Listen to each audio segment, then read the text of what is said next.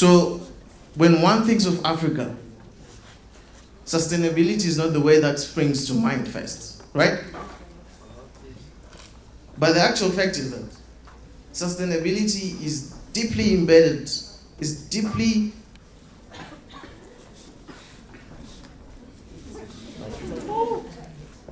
not the way that comes to mind first, right? But the truth is that sustainability is deeply embedded in the way, in the very fabric of our livelihood. It's actually intrinsically instilled in the ways we do our things, from the way we cook to the way we even clean, even the way that we choose to clothe ourselves. I'm sure, like, this goes beyond just these three elements of our lives. If we look at African aesthetic values and forms, you realize that there are a lot of like coded messages which are embedded into things such as dance, music, and culture, which have a number of lessons that can be learned when it comes to the issue of environmental management and environmental sustainability. If you take, for instance, idioms and proverbs, one cannot argue that there are no lessons that can be drawn from African proverbs and idioms when it comes to the environment. For instance, in Zimbabwe, there's a saying that goes like, this means if you take care of the earth, it will take care of you. We also have another Shona idiom that says that this means plant 5 seeds if you want to cut down 1 tree. Exactly. And this transcends only idioms, proverbs, and music and dance. It goes into legends, folk tales, and myths. So I remember growing up, when I was growing up, I used to hear like things like, if you urinate or defecate or even dump wastes in a... This is time. Okay. So once upon a time. Okay, I need you to say it again. Once upon a time. So there lived a water god in the Zambezi gorge.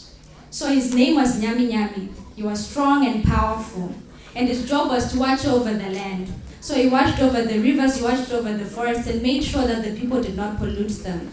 But he was very lonely. So he grew to be jealous of the way people would walk with their companions. And when he was angry, he would take his anger out on the people. So when he was angry, there would be earthquakes. Oh. And when he was angry, he would flood the place. These people, I've given them protection. I've given them guidance. And for all this, they've left me lonely. They've deserted me. Is this the way that they've chosen to repay me?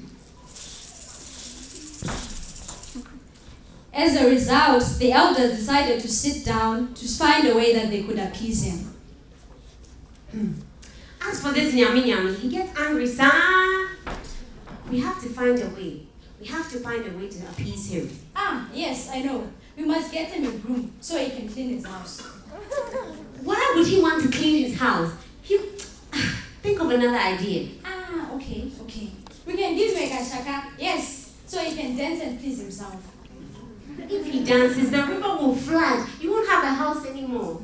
Is that a good idea? No, wait. I'll come up with a better idea. Okay. No, we must find him a companion, someone to stay with him, so that he isn't lonely. Ah, yes. Your daughter here is very beautiful, Kra. Especially since Ni Oswald is in quarantine.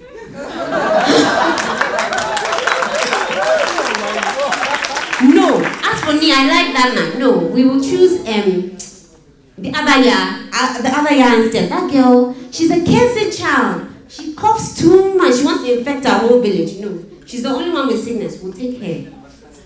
I agree. So the elders decided to take Ya to sacrifice him to the river god.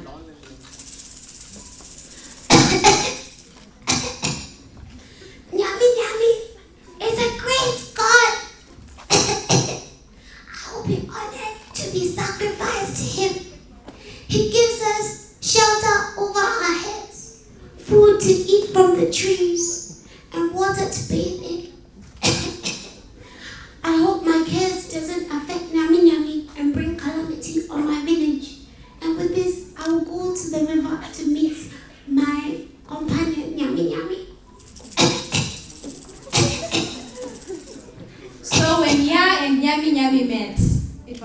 love at first sight. So they lived happily for a long time. And as a result, Nyami Nyami decided to take all the evil that was in the land because he was grateful for the gift that the village had given him. So he took all the evil and misfortune that was in the land and put it in a clay pot. I've never seen such beauty, such pureness of heart. Who can take care of all my lands more than Yah, my one and only? I shall reward the village for gifting me with you, the love of my life.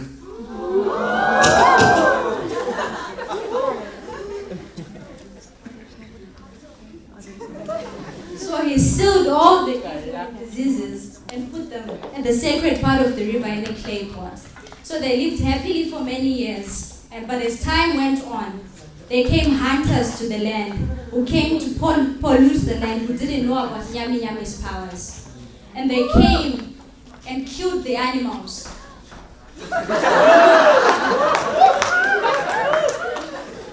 And they cut down the trees that were in the land.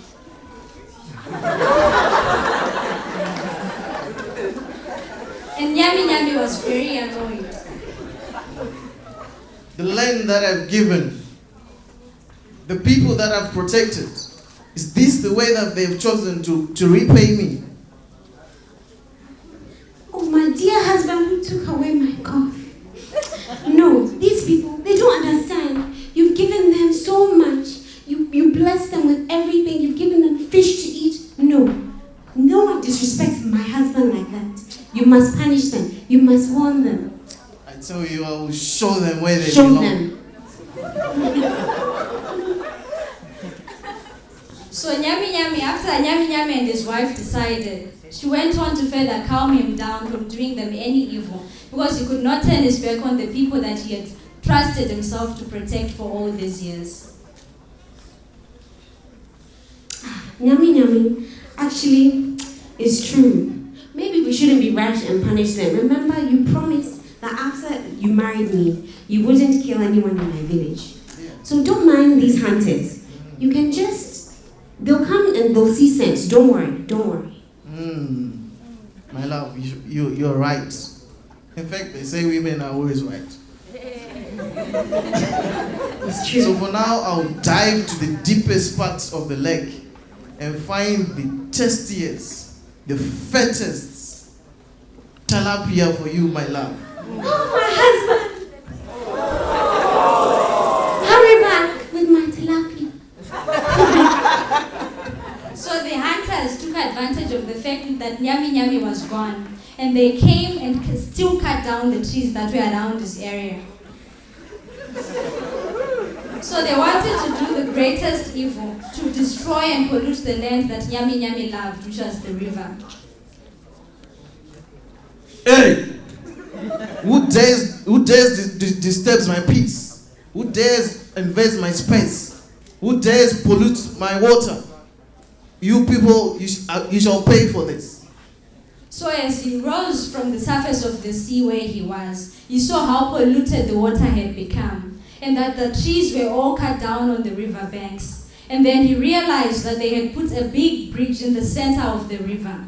Then it had separated him from his beloved wife. In anger, he slammed against the bridge, trying to get to his beloved wife. But the banging came to no avail, and he still could not reach her. As a result, infuriated, Nyami Nyami took the clay pot of diseases that he had set at the bottom of the river. And as punishment for what they had done, he threw back the diseases back to the people for the wrong that they had done him and his wife. These people do not know what they've done. I've given them lands to stay on. I've given them trees for shelter. And this is how they've chosen to pay me. I will unleash calamity on them.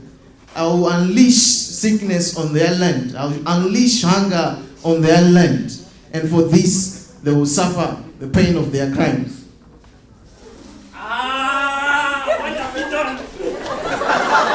It's malaria, my friend. So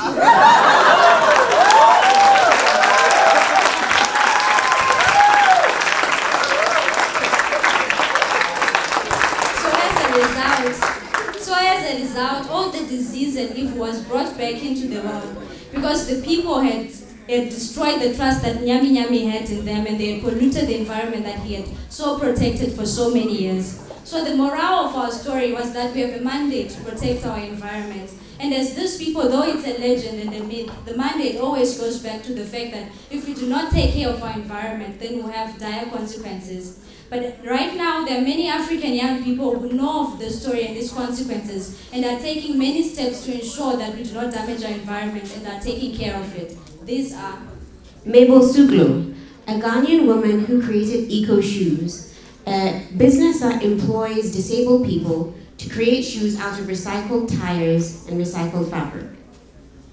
Cyrus Karibu, a Kenyan guy who's made a splash in the fashion world by making spectacles and shades out of recycled electronics.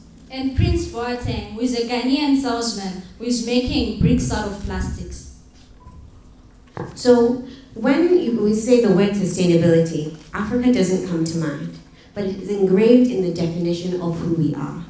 Thank you.